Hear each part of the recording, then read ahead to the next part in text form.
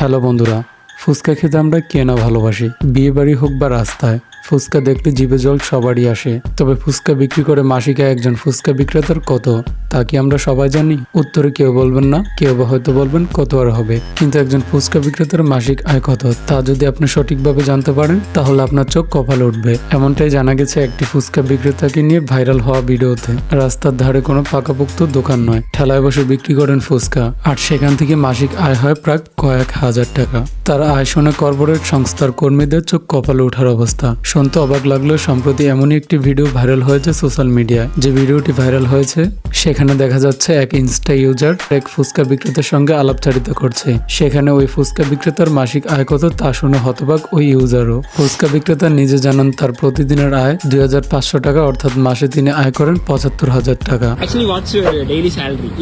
Profit? Profit of 25. 25,000 Ile 25,000, 2,500 per day. per day. এরপরে user এই ভিডিওটি সোশ্যাল মিডিয়ায় পোস্ট করতেই তা ভাইরাল হয়ে যায়। কারণ 9টা থেকে 5টা সঠিক টাইম মেনে ডিউটি যারা করে থাকেন তারা হয়তো মাসে এতটা আয় করেন না, এমনটাই মন্তব্য নেটিজেনদের।